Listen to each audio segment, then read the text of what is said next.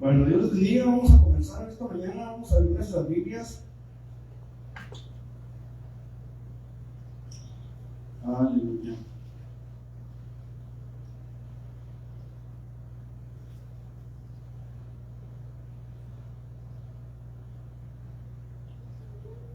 Libro de los Hechos, capítulo 2. Hechos 2:4.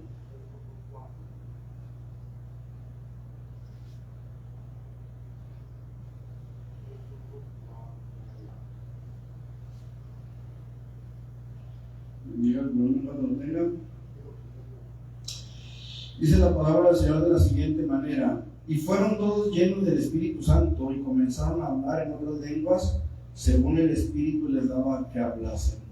Moraban entonces en Jerusalén judíos, varones piadosos de todas las naciones bajo el cielo, y hecho un estruendo se juntó la multitud y estaban confusos, porque cada uno les oía hablar en su propia lengua, y estaban atónitos y maravillados, diciendo: mirad, ¿no son galileos todos estos que hablan?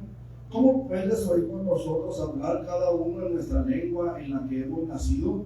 Partos, medos, elamitas y los que habitamos en Mesopotamia, en Judea, en Capadocia, en el Ponto y en Asia, en Frigia y Panfilia, en Egipto y en las regiones de África más allá de Cirene, y romanos aquí residentes, tanto judíos como prosélitos, cretenses y árabes, les oímos hablar en nuestras lenguas las maravillas de Dios. Y estaban todos atónitos y perplejos, diciéndose unos a otros: ¿qué quiere decir esto? Mas otros, burlándose, decían: están llenos de mosto. Padre, en el nombre de Jesús venimos delante de tu presencia esta mañana, Señor, dándote a ti la gloria, el honor y la alabanza, Señor. Y la verdad, Señor, es que no sé si decirte feliz día del Padre, Señor, o decirnos a nosotros mismos felices porque somos tus hijos.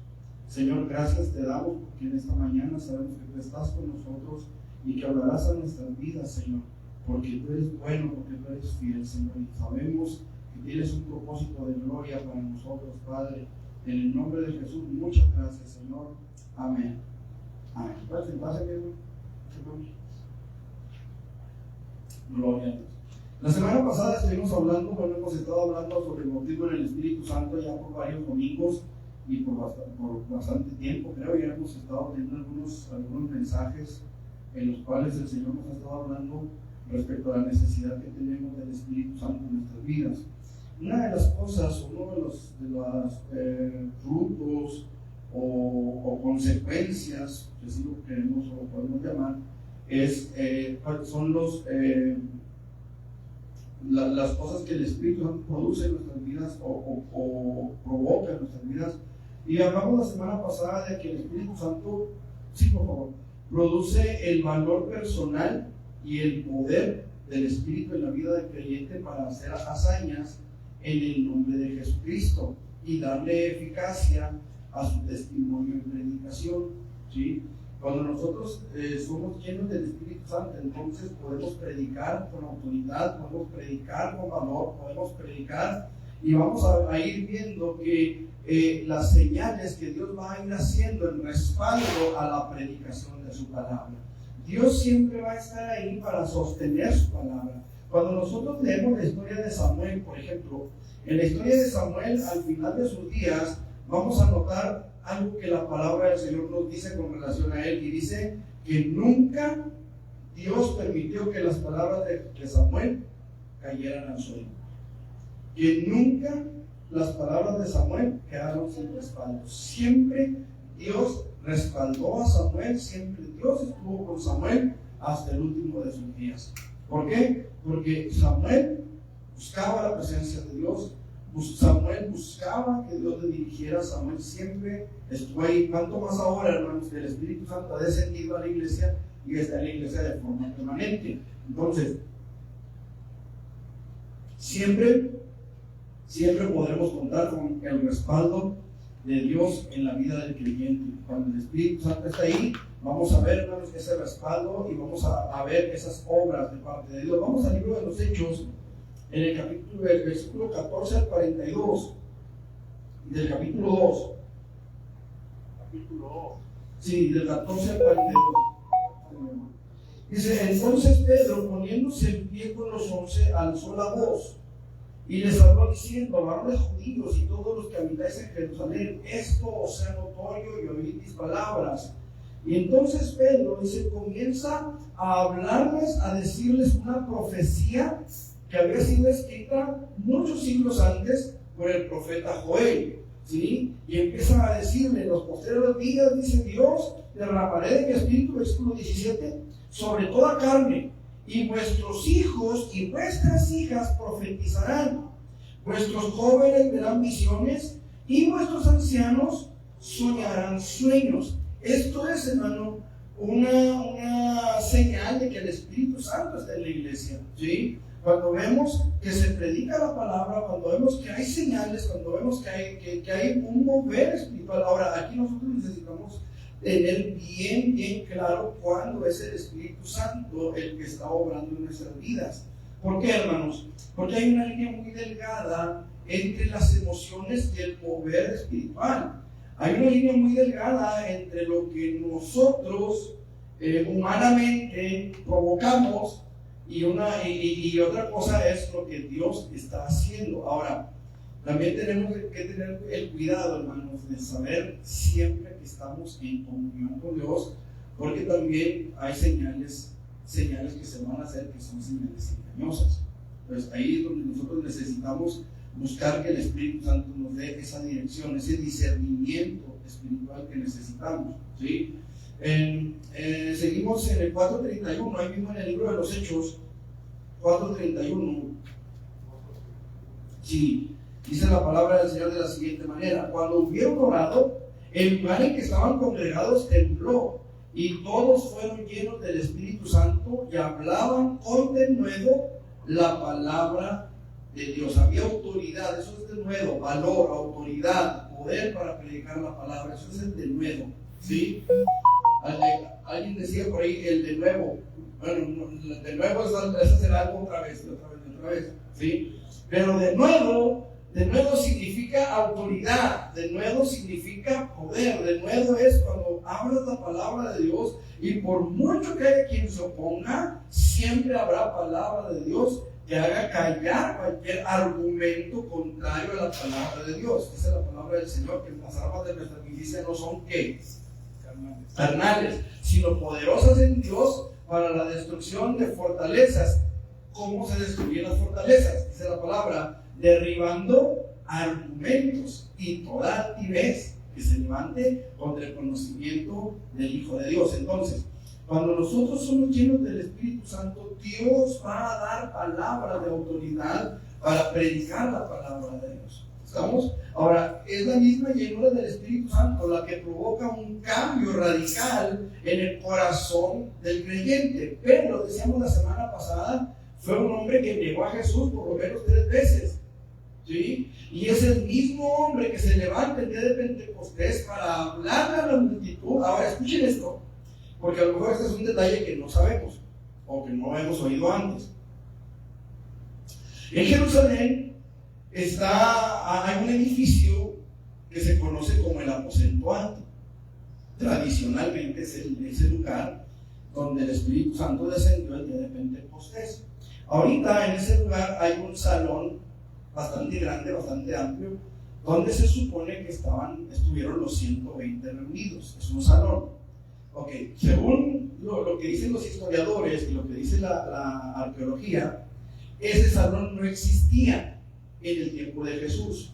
Lo que existía en ese lugar era un terrado, era un techo, ¿sí? El aposento alto estaba sobre ese techo.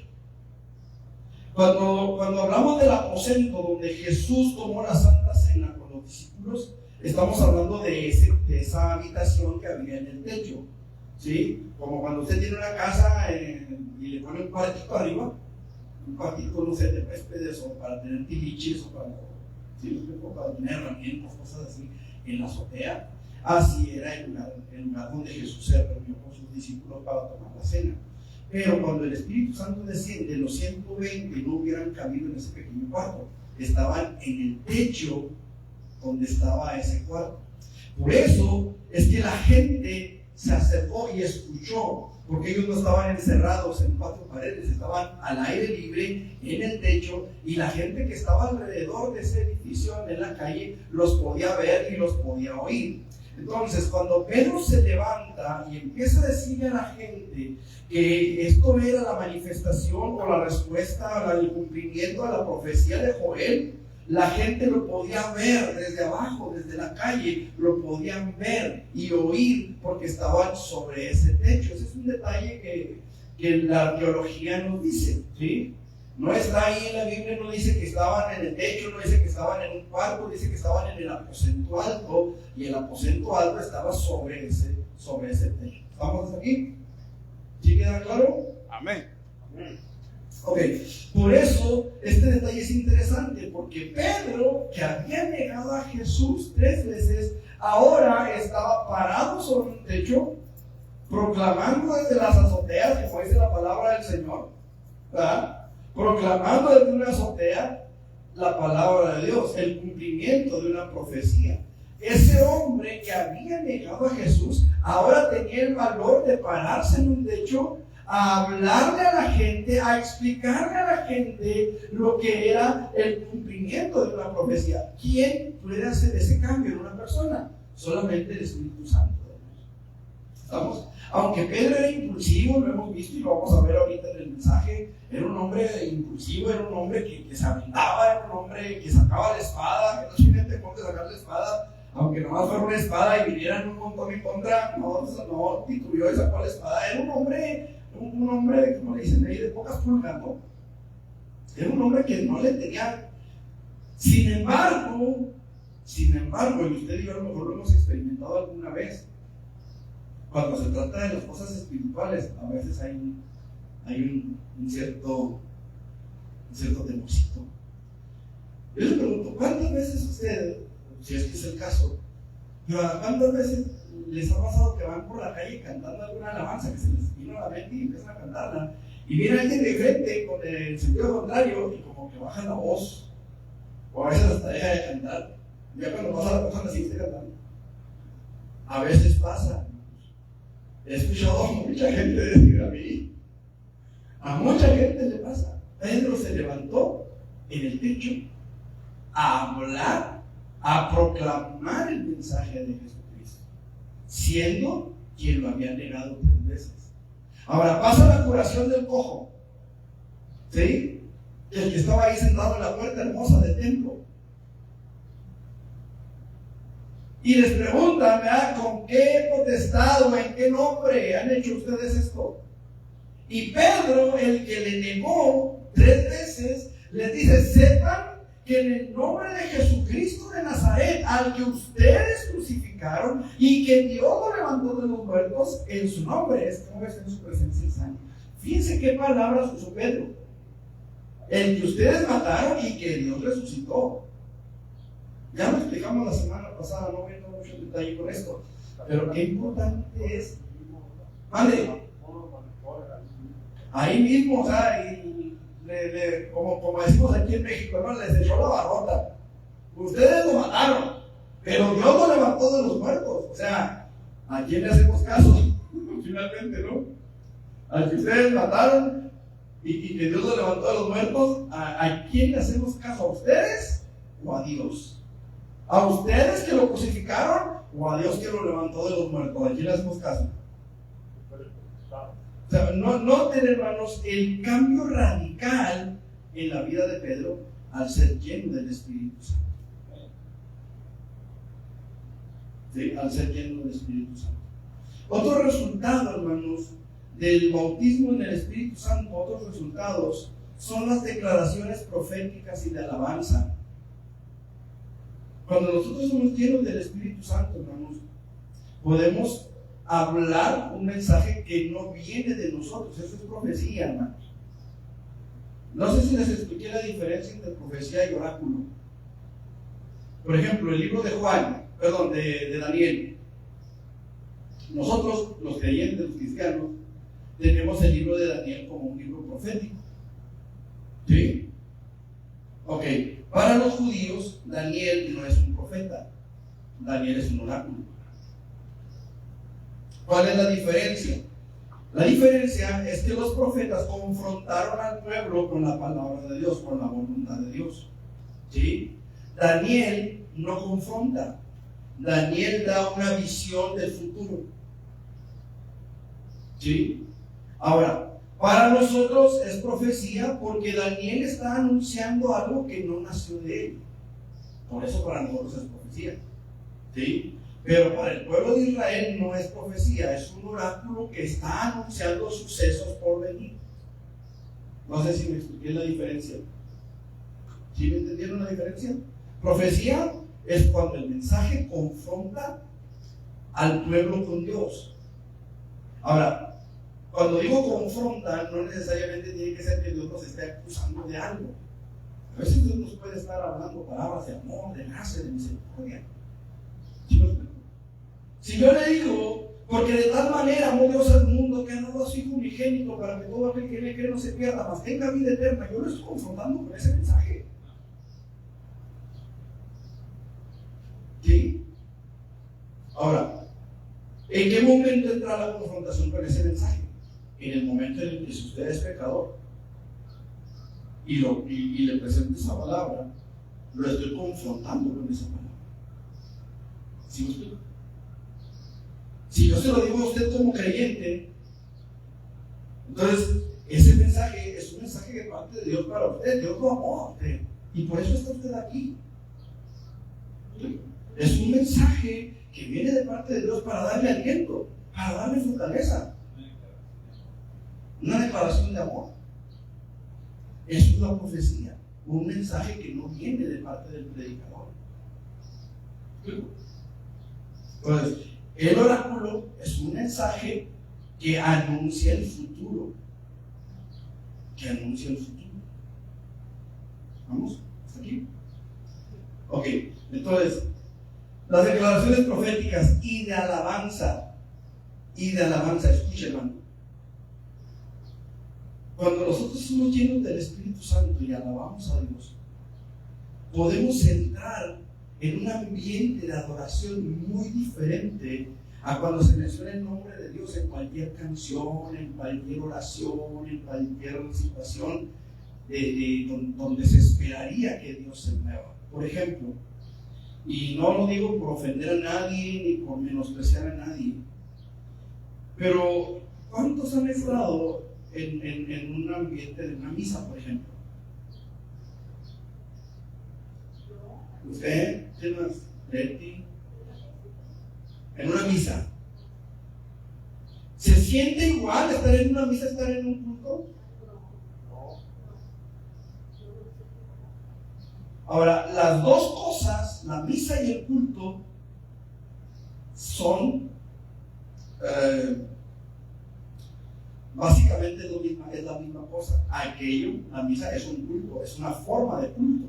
Lo que nosotros hacemos aquí es una forma de culto, se llaman liturgias, tanto allá como aquí. Pero hemos experimentado algo diferente. Estar allá a estar aquí es diferente. En lo particular yo lo he experimentado, a mí me ha tocado estar en misas. Y es muy diferente. ¿Por qué? Porque no hay ese mover espiritual al que estamos acostumbrados en este lugar. Yo una vez iba muy quebrantada a la misa y me puse a llorar y cantaba y lloraba y me querían sacar para afuera. Porque no puedes llorar, en una misa no puedes llorar, no puedes salir no puedes las emociones, no puedes ni gritar ni nada, o sea, tú no puedes oír, misa, por eso es oír. Nomás va uno a oír, no a expresar, vaya, a expresar. Entonces no hay una expresión de parte nuestra para con Dios. ¿Sí? Ahora, estamos hablando aquí, hermano, de declaraciones de alabanza. De declaraciones de alabanza. Lo más que puede usted decir es amén.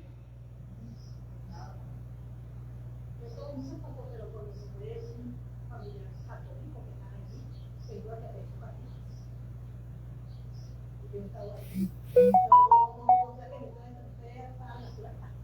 Ok, ahora, aquí lo que vemos, bueno, aquí lo que podemos ver también es el contexto, ¿no? Hay un difunto. O sea, hay un difunto, ahí hay una persona, hay dolientes ahí. Usted no va a llegar porque, ¡gloria a Dios! ¡Aleluya! Por respeto a los que están ahí, a los dolientes, pues no podemos hacer algo así. Pero vamos a unos 15 años, a una boda, a un evento de gozo, de alegría, de algarabía. Usted no va a llegar ahí a gritar, ¡gloria a Dios! No. ¿Por qué? Porque para empezar, el ambiente en el que están no es un ambiente espiritualmente aceptable delante de Dios. Y digo esto con todo respeto, pero la palabra del Señor dice en el segundo mandamiento: no te harás imagen ni ninguna semejanza de lo que está arriba en el cielo. ¿Quién está en el cielo? El mismo Padre nuestro nos lo dice, ¿no? Entonces, ¿quién está en el cielo? No te hagas imagen de lo que está en el cielo, ni en la tierra,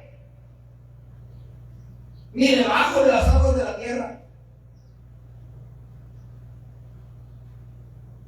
Entonces, qué importante es que nosotros entendamos esto. Porque miren, una vez una persona con la que tuve la oportunidad de platicar, él me decía que ese versículo se refería a las aves que están en el cielo, a los animales que están en la tierra, los cuadrúpedos, los reptiles, los animales, ¿no?, que están en la tierra, y a los peces del mar. Por ejemplo, el dragón, que era un pez, y una especie de sirena.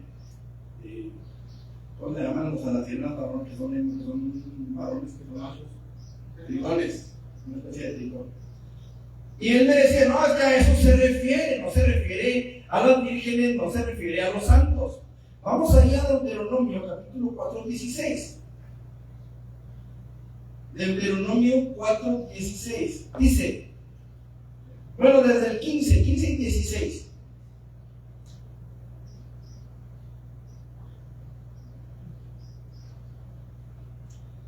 No, ¿sabe qué? Vamos a leer del 15 al 19. ¿Está bien? Guardad pues mucho vuestras almas. ¿Vuestras qué? Vuestras almas. Pues ninguna figura visteis el día que Jehová habló con vosotros de en medio del fuego. ¿Cuántas figuras vimos? Ninguna. Para que no os corrompáis y hagáis para vosotros escultura, imagen de figura alguna, efigie de varón o hembra. ¿Qué es un varón? Un hombre. ¿Y una hembra? Una mujer. Figura de animal alguno que esté en la tierra, figura de ave alguna alada que vuela por el aire, figura de ningún animal que se arrastre sobre la tierra, figura de pez alguno que haya en el agua debajo de la tierra. No sea que alces tus ojos al cielo y viendo el sol. ¿Se han fijado los que conocen el catolicismo lo que es la imagen que representa la divinidad? ¿Qué es? Un sol. Es un sol, parece un trofeo que está ahí en el altar, pero representa la divinidad, ¿sí? Es así como una varilla así que sale y luego en la parte de arriba tiene un sol, ¿sí? Dice que viendo el sol y la luna y las estrellas y todo el ejército del cielo, seas impulsado y te inclines a ellos y les sirvas, porque Jehová tu Dios los ha concedido a todos los pueblos debajo de todos los cielos. Pero ustedes, Jehová los tomó y los ha sacado del horno de hierro de Egipto, para que sean el pueblo de su heredad como en este día. O sea, ustedes son un pueblo diferente. Y aquí está hablando de varones y hembras, o sea, santos y vírgenes. El ambiente en ese lugar, estando ese ambiente de ídolos e idolatría, no nos va a permitir, escuchen, no nos va a permitir alabar a Dios. En cierta ocasión yo estuve en unos 15 años, hace ya muchos años de eso, en la iglesia del Perpetuo Socorro, allí en la Industrial. Y yo me acuerdo que yo estaba prácticamente recién convertido. Y fui a esos 15 años de una hija de un primo, una sobrina se puede decir. Y cuando estábamos ahí en la misa, pidieron que la gente se arrodillara. No recuerdo si iban a hacer una oración, pero el caso es que la gente se arrodilló. Y yo batallé para estar ahí. Y yo le decía, Señor, yo no me puedo arrodillar ante esto. O sea, yo me arrodillo más ante ti. Y empecé a sentir una opresión en mi pecho y mi espalda, como que me hacían así. Y estaba un primo mío ahí, a un lado, y éramos un hombre libre en ese tiempo. No me pregunté quién era quién para así meterme el libro. Pero estábamos él y yo, y me dice, oye, ¿qué tienes? Nos salimos. Y dije, sí, vamos para afuera. Nos salimos, nos sentamos en una banquita que estaba allá afuera, y aquello se me quitó rápido, se me fue. El malestar, le dije, ay, me ligué, y dije, vamos adentro. Cuando íbamos entrando, empecé a sentir esa opresión otra vez. Le dije, ¿sabes qué? Le dije, no, yo me quedo aquí afuera, le dije, no puedo entrar. Y fue la última vez que yo entré a una misa, a una iglesia católica. Allá en Uruguay me tocó entrar una vez, pero entramos por una mesa para poner un ataúd que había muerto una persona. Y tuvimos que ir por todo eso, ¿verdad? Que estaba ahí y lo guardaban. Y era del pueblo, o sea, lo compartían entre las dos iglesias, porque era del pueblo, era del municipio, ¿verdad? Entonces, pero obviamente no entré a participar de ese culto, nada más entramos por las cosas, ¿verdad? Incluso un hermano entró y traía un ruidajo detrás del cura, porque todo estaba detrás del cura. Y todo era de fierro, la mesa y donde se ponían las velas y no sé qué, y el hermano traía un clac, y el sacerdote quedaba la misa. Pero bueno, cosas que pasan, ¿no? El asunto, volviendo al tema, volviendo al punto que nos ocupa, es que cuando somos llenos del Espíritu podemos expresar esa alabanza. Y en medio de esa alabanza Dios se mueve y podemos llorar y podemos reír y podemos cantar y podemos glorificar al Dios de los cielos, porque el Espíritu Santo está dentro de nosotros y nos mueve a alabarle, y nos mueve a glorificarle, y nos mueve a decir gloria a Dios, aleluya, con todo el corazón, con todo nuestro ser, porque el Espíritu Santo está ahí. Y Él se deleita en esas expresiones de alabanza, se deleita en esos cánticos de adoración que traemos delante de Él, se deleita en que nosotros nos deleitemos en Él. ¿Sí me explico? Una vez oí a un sacerdote que dijo, agarró una guitarra y dijo, vamos a torturar a Dios un rato. Y yo dije, torturar a usted, yo no voy a alabar. Pero si vamos a cantar, porque estábamos en la casa de unos primos, allá en el Infonavit. Y estábamos en casa de unos primos y dijo, vamos a torturar a Dios, no, torturar a usted, cantarle a Dios. Qué importante es, hermanos, que nosotros entendamos esa diferencia. Cuando el Espíritu Santo está, usted tiene la libertad de adorarle, de glorificarle, de exaltarle, de gritar un amén. Había una alabanza antigua, no sé cómo se acuerda, ¿verdad? Que decía, tengo ganas de gritar un amén, de gritar un gloria a Dios, de gritar un aleluya que retumbe hasta la tumba, de decirle al mundo entero que se aleje del pecado, que se acerque a Jesucristo, que es el único abogado. Es algo, hermano, que está en el corazón del creyente. Ese deseo de alabar, ese deseo de adorar, ese deseo de exaltar al Dios del cielo y de la tierra.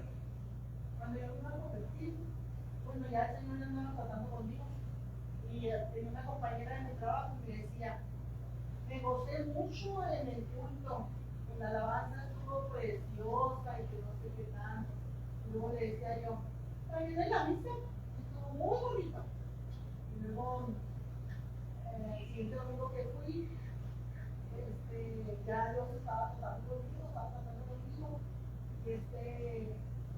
Cuando van a, que ya bendicen el pan y el vino y eso que hacen, y que cantan una aleluya, y en el aleluya yo lo canté igual, recio, porque a mí siempre me ha gustado cantar así, lo canté recio en altavoz, igual. cuando abrí mis ojos, porque tenía los ojos cerrados yo, cuando abrí mis ojos, toda la gente me estaba viendo, pero yo los miraba como muertos con las caras largas como muertos. Entonces yo ya no volví a pararme en una iglesia católica. Ya a la siguiente semana ya empecé a ir a la iglesia cristiana, pero a mí después el Señor me sacó así, o sea, yo me asusté cuando yo abrí mis ojos y los vi a todos que me estaban viendo, porque yo canté el aleluya muy alto lo canté. Entonces cuando todos volvieron a verme, yo los miré así con las caras largas, como muertos. O sea, usted se asustó. Yo me asusté. Y usted los asustaba a ellos también, le aseguro, ¿verdad? Porque eso es algo que no se ve. Si no los asustó, al menos los sorprendió, los agarró. Pero ya anteriormente ya me ha pasado lo que primero, que yo lloraba y no me quería sacar de esa. ¿O te callas o te sales? Qué tremendo, ¿no?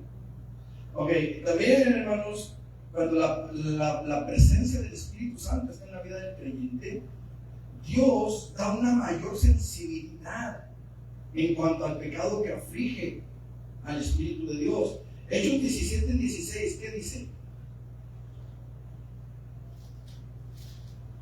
Aquí estamos hablando del apóstol Pablo. Hechos 17:16.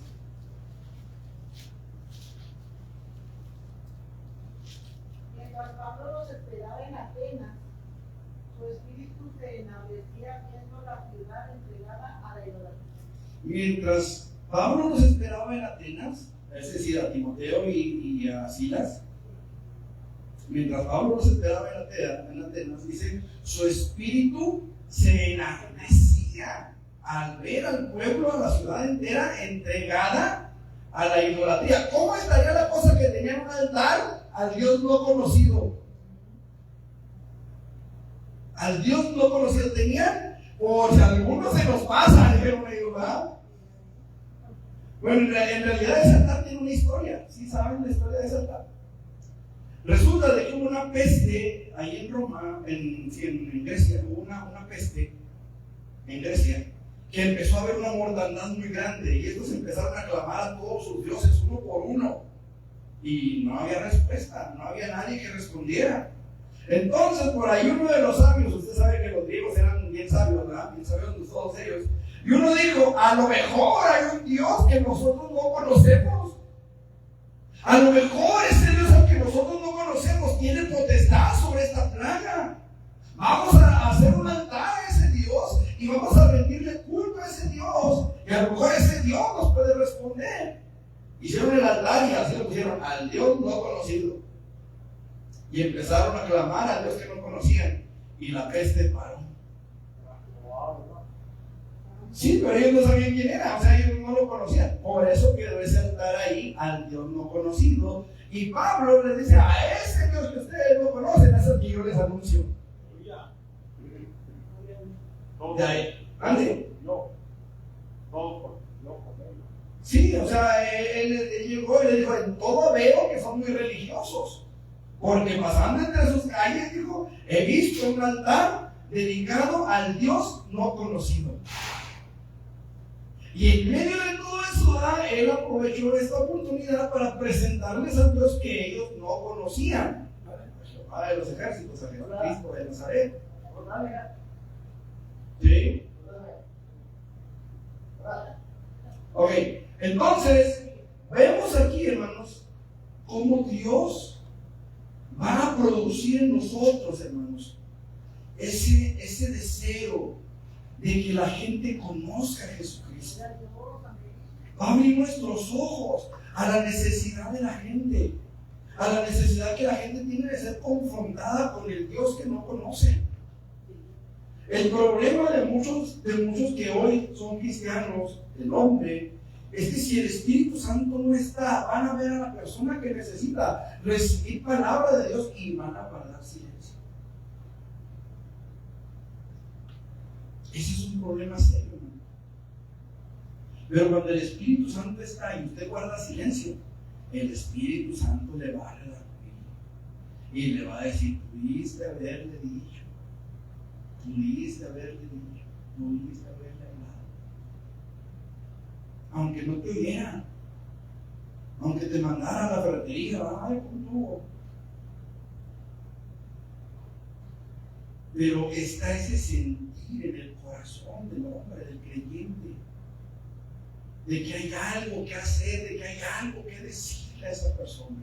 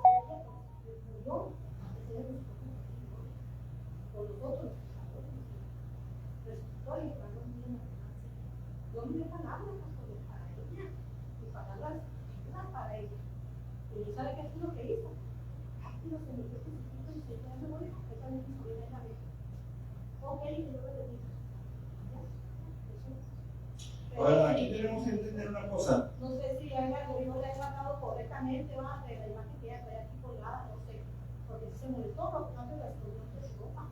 Digo, pregúntame a la voz de Cristo, dijo, ¿por qué te molesta? No, vale, que yo no lo hago ese Cristo, que trae ahí, porque ese Cristo está muerto, no lo hago un Cristo vivo. No, en esa cruz. Además, ese Cristo que ellos traen tiene un rostro. Mucha gente todo lo que hay clavado y crucificado. Pero ella no está al límite. Bueno, aquí tenemos que ver esto, hermanos. Que Dios va a dar palabra. De ellos depende si la aceptan o no. Ayer que estuvimos aquí predicando, no sé si se escuchó ahí abajo, no se escuchó nada. Ayer que estuvimos predicando, hablábamos un poco sobre el infierno. Estuvimos hablando ayer. No sé si lo escuchó. No. Hizo ya más o menos para allá todo, porque lo que me llevaba en la iglesia. Pero dice escuchar, pero muy grave, pero con la música original. Ajá. Y luego de llevar ahí a mi casa. Entonces, ustedes dicen cuándo va. La invitación está abierta para todos los que quieran. Me dicen, llevamos el equipo, predicamos. Yo también la que en la iglesia, y le explico, ¿sabes qué me dijo? Que no le gustaba que ella conocía que ella iba antes, pero que no le gustó. Cada quien. O sea, la palabra se da. La palabra se proclama, y se proclama precisamente por esto que estamos diciendo, porque el Espíritu Santo nos impele, nos mueve a predicar la palabra. ¿Sí me explico? O sea, es por eso que salimos a las calles a predicar, no porque querramos que la gente llegue a este lugar, no, sino que la gente sea salva, que la gente rinda su vida a Jesucristo. Quieren venir aquí, son bienvenidos. Quieren ir a otra iglesia, van a ser bienvenidos a donde vayan. Pero la intención nuestra al salir a predicar es que conozcan a Jesucristo y sean salvos. ¿Por qué? Porque el Espíritu Santo ha puesto en nosotros el discernimiento para saber lo que viene después de la muerte física. Sí, es la segunda muerte, ustedes y yo lo sabemos. Y ese conocimiento hace que en nuestro corazón haya el deseo de salir a publicar las buenas nuevas de salvación. Y el que mueve los siglos para que lo hagamos es el Espíritu de Dios. No es algo que está en el corazón del hombre. No es algo que está en el corazón del hombre. Es algo que Dios pone en el corazón del hombre. Es algo que Dios trae a nosotros. ¿Sí? También, hermanos, la presencia del Espíritu Santo en nuestras vidas va a traer como consecuencia un deseo de una mayor búsqueda de la justicia y de una conciencia más profunda del juicio de Dios contra la impiedad. Juan capítulo 16, del 8 al 10. Juan 16, del 8 al 10, dice la palabra: y cuando Él venga, convencerá al mundo de pecado, de justicia y de juicio. De pecado por cuanto no creen en mí, de justicia por cuanto voy al Padre y no me veréis más, y de juicio por cuanto el príncipe de este mundo ha sido ya juzgado. Aún tengo muchas cosas que deciros, pero ahora no las podéis sobrellevar. Pero cuando venga el Espíritu de verdad, Él os guiará toda la verdad, porque no hablará por su propia cuenta, sino que hablará todo lo que oyere y os hará saber y os hará saber todas las cosas, dice, que habrán de venir. Él me glorificará, porque tomará de lo mío y os hará saber. Todo lo que tiene el Padre es mío. Por eso dije que tomará de lo mío y os hará saber. Este es algo importante, hermanos. Cuando nosotros buscamos la presencia de Dios, Él va a traer convicción a nuestras vidas del juicio de Dios. Y por ese juicio, lo que estábamos hablando ahorita, por ese conocimiento, vamos a ser movidos por el Espíritu Santo para que llevemos la palabra de salvación. La pregunta es, ¿por qué? Es la imperiosa necesidad presente con nosotros de Jesús. Lo primordial es que el perdido se salve. Porque de tal manera amó Dios al mundo, que ha dado a su Hijo unigénito para que toda gente que le cree no se pierda. Dice, porque no envió Dios a su Hijo al mundo para condenar al mundo, sino para que el mundo se salve por él. Jesús dice, tomará de lo mío y os dará saber. ¿Sí? Entonces el Espíritu Santo va a provocar en nosotros ese deseo de que la gente sea salva, porque el deseo de Dios no es que el hombre se pierda, sino que el hombre proceda al arrepentimiento y sea salvo. Por eso predicamos, porque el Espíritu Santo quiere que usted sea salvo. El Espíritu Santo no quiere que usted se pierda. Dios no quiere que usted se pierda. Dios quiere que usted le conozca y que usted se rinda a Él. Lo que dicen las personas, ahora mismo todos somos hijos de Dios. Ahí hay un error, ¿no? Que hay que corregir. La Biblia dice, a todos los que le recibieron, a los que creen en su nombre les da autoridad de ser hechos hijos de Dios, a los que no. Jesús les dijo a los fariseos y a los saduceos y a todos esos feos, les dijo, vosotros sois hijos de vuestro padre el diablo. ¿Sí o no? Eso les dijo, ustedes son hijos de su padre el diablo, los deseos de su padre quieren hacer. ¿Cuáles son los deseos del diablo? ¿No son la borrachera, las drogas, el pecado en general? Todo lo que pertenece a los hombres. Entonces, los deseos de su padre quieren hacer. Ahí es donde se identifican. Por sus frutos los conocerán. ¿Vale? Sí, obviamente. Ahora, el propósito principal del bautismo en el Espíritu Santo, hermanos, es impartir poder al creyente para testificar acerca de Cristo de tal manera que los perdidos lo acepten como Salvador, como su Salvador, y aprendan a obedecer lo que Él mandó. Ese es el principal propósito del bautismo en el Espíritu Santo. Jesús dijo, recibiréis poder. ¿Cuándo? Cuando haya venido sobre vosotros el Espíritu Santo. Y entonces pondrán la mano sobre los enfermos y sanarán. Y entonces irán y lo van a ver en televisión y lo van a ver en el radio. Eso es lo que dijo Jesús. ¿Qué dijo? Me serán testigos. No dijo, y entonces los van a llamar apóstoles. Y entonces les van a decir profetas. Y entonces los van a llamar maestro. No, él dijo, y me van a ser testigos. El poder del Espíritu Santo que viene sobre el creyente no es para levantar al creyente sobre otros que no están bautizados. es para que ese creyente que ha sido bautizado predique con poder y autoridad en el nombre de Jesucristo, y la gente sepa que hay un Dios vivo, que hay un Dios poderoso que quiere perdonarles, salvarles de la condenación eterna y traerlos para con Él a la vida eterna.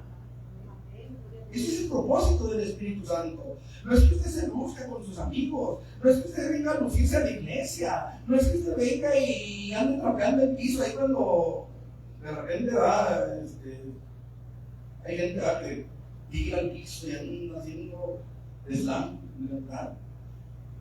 No es para eso el Espíritu Santo. Pondrán la mano sobre los enfermos y sanarán. Sí, la Biblia dice eso. Pero es para que el nombre de Jesucristo sea glorificado, hermanos. ¿Explico? Va a venir fulano de tal y tiene el don de no sé qué, y allá va toda la iglesia a buscarlo. La palabra de Dios dice: estas señales seguirán a los que creen. La Biblia no dice los que creen seguirán esas señales.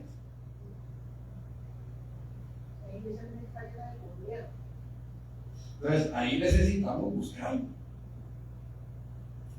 Así Cristo, hermanos, podrá ser conocido, amado, adorado y hecho Señor del pueblo escogido de Dios. Cuando nosotros le damos a Él esa gloria, cuando nosotros podemos realmente testificar acerca de Cristo, no acerca de nosotros mismos.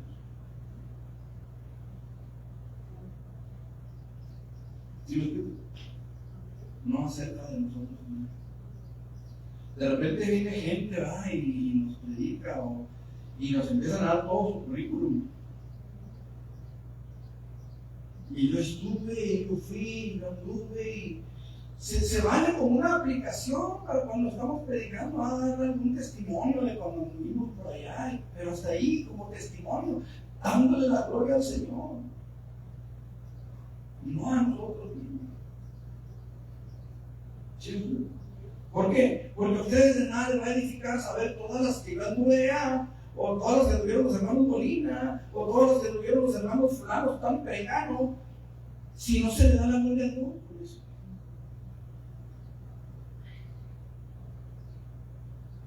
Había un programa cómico hace unos años, no sé cuánto les tocó llegar a ver, se llamaba No Empujen. ¿No? Es que usted es de Pachito acá, ¿no? En ese programa siempre salió una persona que andaba con un brazo enyesado, con una pierna enyesada, con un yeso en la cabeza, siempre andaba con un golpe. Y el programa se llamaba No Empujen, ya sabrán por dónde va la cosa. Y la pasaban a la señora para que diera su testimonio de cómo se había golpeado, porque uno esperaba que lo habían empujado o algo. Siempre salía con un montón de cosas. Nada que ver con el golpe. Y el último le decía: pero díganos cómo fue claro. Es una caída en el baño. Siempre salía con lo mismo. Y a veces, desgraciadamente a veces, se dan testimonios en los que el último sale: me caí en el baño. Nada que ver con darle la gloria a Dios. Ahí es donde necesitamos decirle: Señor, lléname de tu Espíritu Santo para que yo pueda dar este testimonio y sea eficaz. Cumpla un propósito celestial en la iglesia. Cumpla un propósito conforme a tu voluntad allí en la calle donde estamos predicando. ¿Sí? Cuando tenemos el propósito, cuando entendemos el propósito del Espíritu Santo en nuestras vidas, que es testificar con poder y autoridad, de modo que la gente verdaderamente sea entendida en cuanto a quién es Cristo. ¿Sí? Vamos a Juan 15, 26 al 27.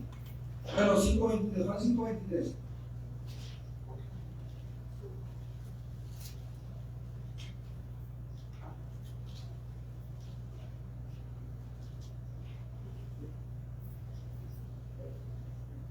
¿Qué dice? Para que todos honren al Hijo como honran al Padre. El que no honra al Hijo no honra al Padre que le dio. Fíjense cómo dice, está clarísimo esto. El que no honra, dice, para que todos honren, ¿a quién? A la Virgen de Guadalupe. al Hijo.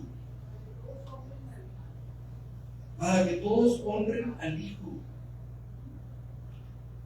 No se trata, hermanos, de honrar a San Isidro Labrador cuando llueve, sino al Hijo de Dios. Al Hijo. Porque el que no honra al Hijo, ¿qué pasa? No honra al Padre que le envió.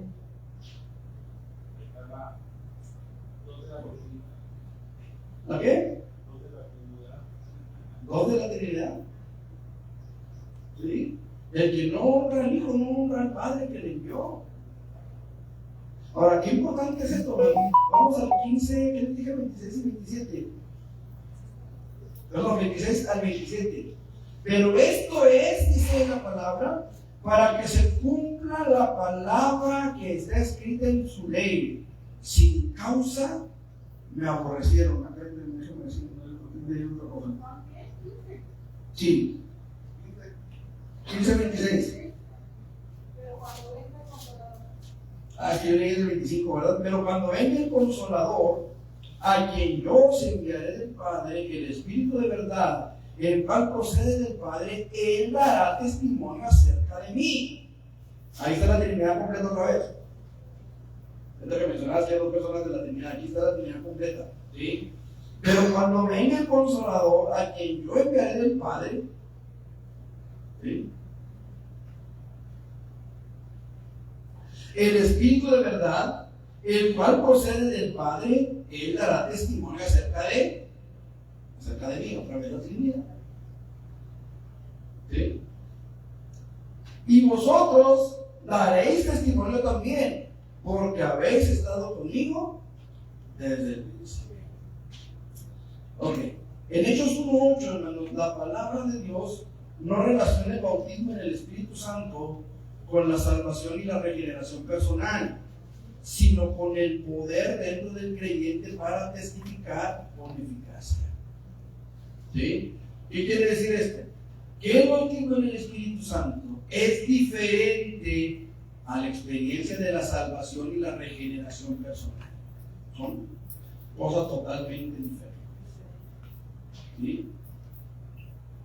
Totalmente distintas. ¿Preguntas hasta aquí, hermanos?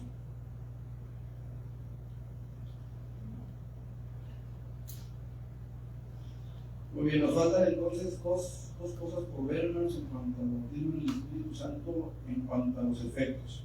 Esto lo vemos con el favor de Dios y lo vemos también la próxima semana. ¿Amén? Vamos a ponernos de pie, hermanos, vamos a orar y vamos a prepararnos para nuestro culto. ¿Amén? Aleluya. Padre, en el nombre de Jesús, en esta tarde, gracias te damos porque nos has permitido estar en tu casa, Señor, para aprender un poco más de tu palabra.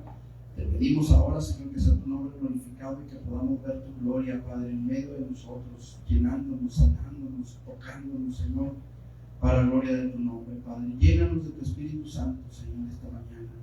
Permite que haya en nosotros ese mover glorioso que hubo en los discípulos, Señor, de la iglesia primitiva, que se movían siempre guiados por tu bendita presencia, siempre guiados, Señor, por tu bendito Espíritu Santo, Padre. En el nombre de Jesús, llénanos de tu gracia, Padre.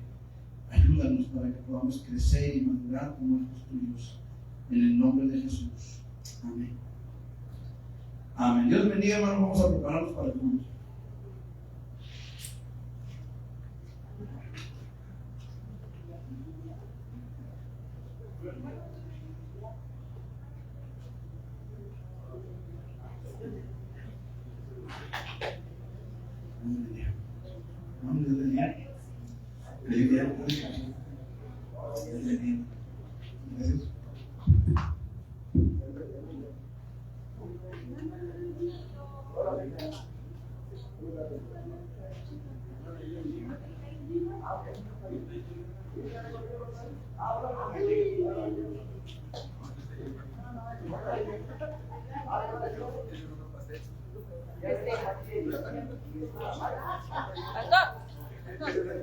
¿Ya?